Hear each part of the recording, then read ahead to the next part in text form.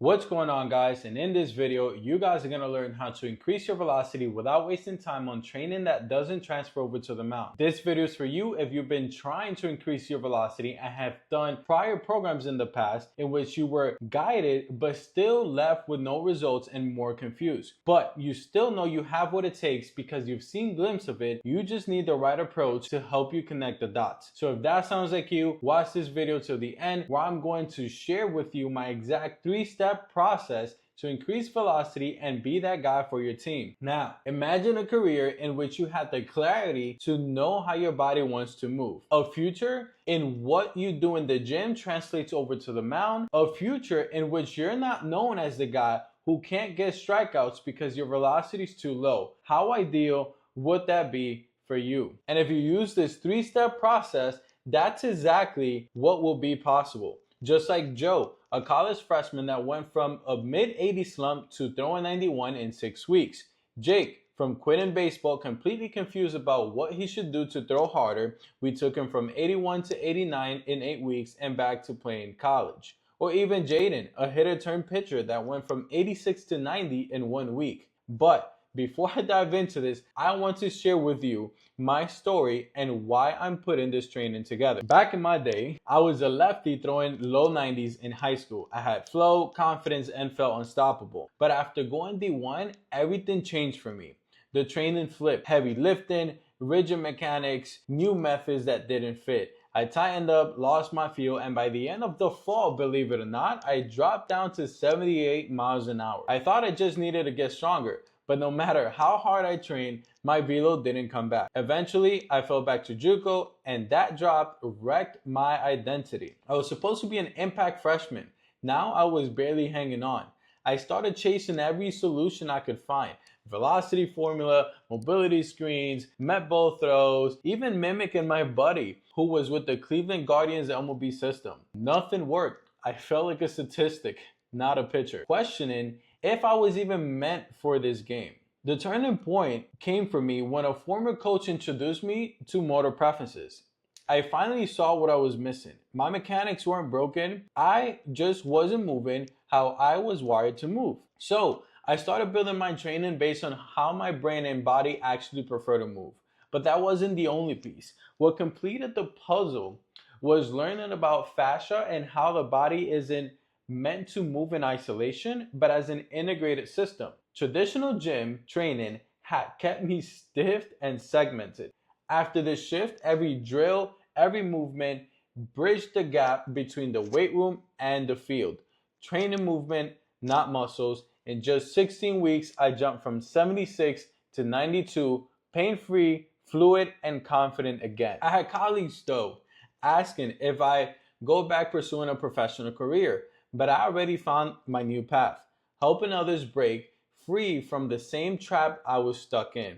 Now, I teach athletes how to decode their own bodies, integrating motor preferences and fascia-based full training to help them increase velocity and be that guy for their team. Because when you train the body to move in unison and in alignment with how your brain is wired, velocity becomes inevitable. This brings me to the point. To achieve to throw harder, you must solve this one problem. And this isn't about trying to hit gym formulas, long tossing numbers, body weight ranges, met ball throwing velocity, nor copying the #1 pitcher in the league. You've already tried that, and we've seen how those work. They can only take you so far. What you need to solve is what your body actually needs to transfer energy. And here are my 3 steps I use with my athletes to achieve that. Step #1, movement integration. Most athletes don't realize this, but the way they lift is actually fighting against how their body produces power. Almost everything you do in the gym, squats, bench, deadlifts, all which happen straight up and down, or in other words, the sagittal plane. But pitching isn't vertical, it's rotational, it's diagonal, it's full body connection. When you train only in one plane, you disconnect the very system that transfers energy up the chain.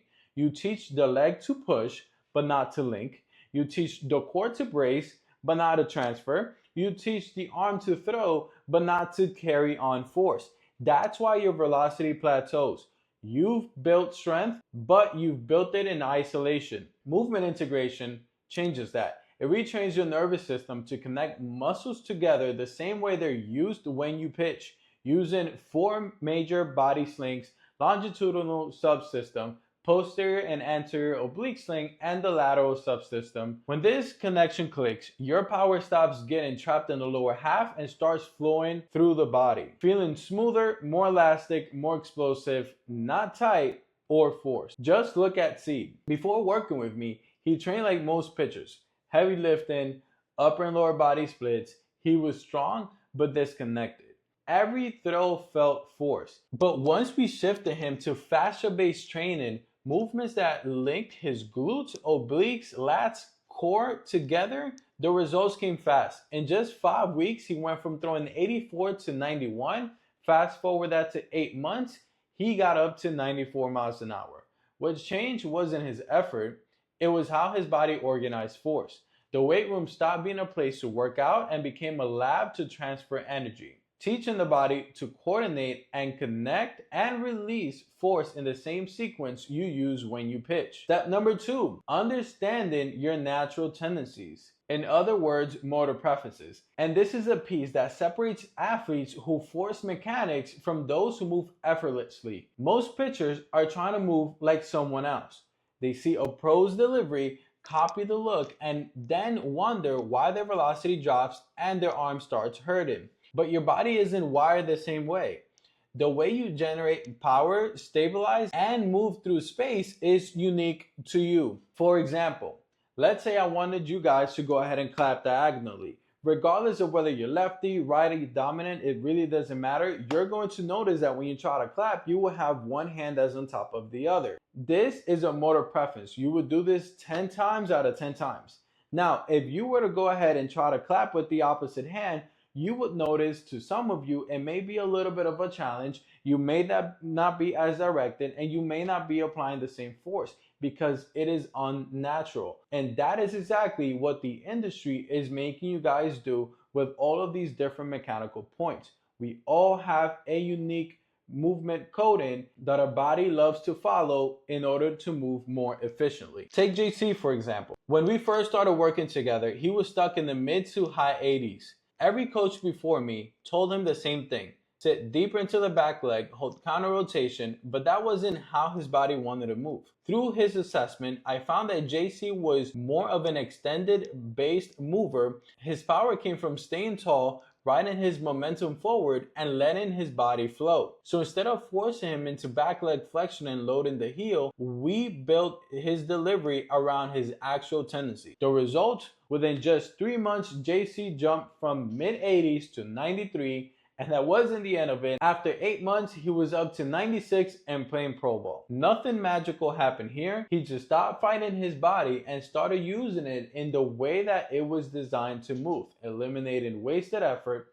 And that's how you create sustainable stability, not by chasing someone else's mechanics, but by mastering your own. Step number 3, adaptation. Our bodies are smart. You can do something that works. It would definitely take you far. However, there will come a time where what you do will no longer serve. We call this the novelty effect. When you first try a field, it's a novel. Your brain goes, whoa, this is new. You focus hard, your body responds, mechanics shift, velo jumps. It works for a few bullpens. After a few days, your brain adapts to that sensation. What felt exaggerated now feels normal. The field no longer triggers the same output. Either your mechanics slip back to his old habits, or your body keeps moving right, but the feeling fades and you lose trust in it. And that's why it feels like it stops working. And it's not that the movement changed, it's that your internal reference point reset. This part is crucial, and we attack it through a process of video breakdowns, adjusting the field and building a library of fields that we can rotate with depending on how the athlete is feeling. Take,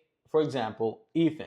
We have fixed his mechanics and given him multiple cues like wider stance, lower glove position, and that had taken him from mid-80s to 90. Over a couple of weeks, these stalled, and we needed to pivot to a cue that allowed him to get going. So we emphasized pushing from his front leg to initiate movement, and instantly he felt back to normal. But keep in mind, these cues were also delivered from the understanding of what his preferences were and what he was struggling with. Now, These steps were definitely a challenge for me to get together, taking me years of reading, trial and errors, mentors, programs, time wasted, and frustration built. I'm sure a lot of you are smart and you can do it alone like me and spend lots of time and money trying to figure it out in this small window that we have to play the sport. Or you can skip the steps and work with me and my team one-on-one to achieve these results. If that sounds like something that would help you, book a quick 15-minute call with me by clicking the link below and starting the application. Now, I know a lot of you guys may be asking, well, Anthony, how does this work? I got you.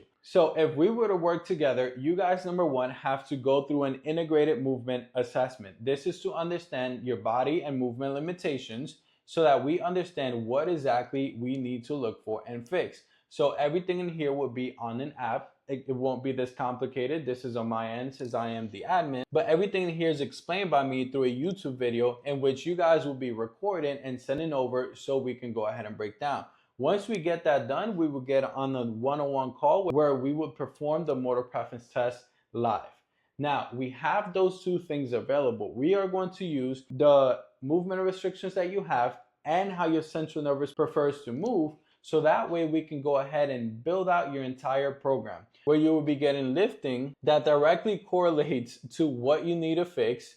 Again, everything is here on the app where you guys have the reps, the sets, everything in there is included, constantly changing throughout the weeks and progressing over through the months. Now, we also have a corrective system, and this corrective system is going to be very important where you will be inhibiting muscle restrictions that your body has and are impeding you from getting into the right positions. Again, everything in here is guided.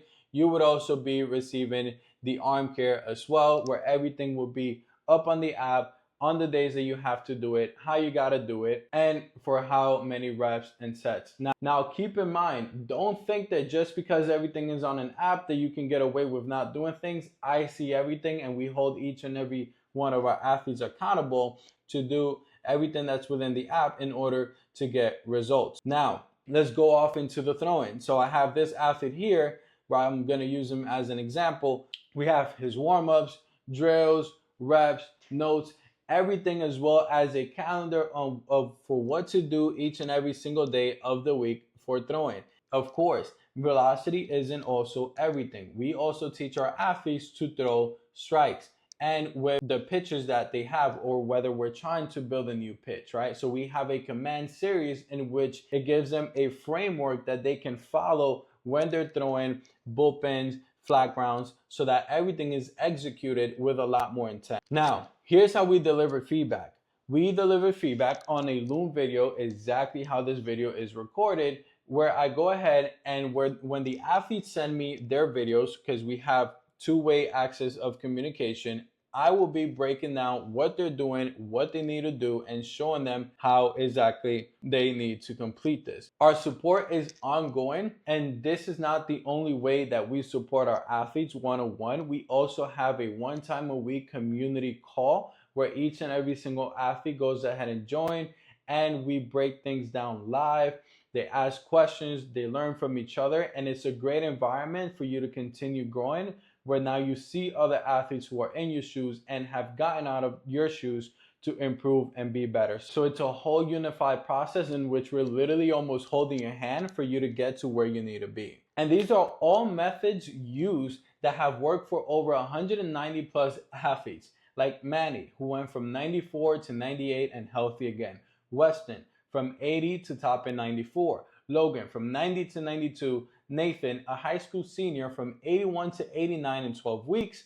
Left-handed pitcher Gavin, from low 80s to 88 in 9 days. Tripp, from mid 80s to 88 and 89. Even Victor, an infielder that went from 69 to 91 in 5 weeks. Book a non-commitment call where we will discuss where you're at in the process and what is holding you back. If we're confident, we can show you guys how we can work together and show you guys the direct steps that we will take with you specifically. Worst case, if you're not a good fit, then we can at least point you guys into a different direction. But again, best case, we can partner up together to help you solve this. Like Kevin, going from 84 to 89 in 3 weeks. Fernando, increasing his velocity by almost 10 miles an hour in 8 months.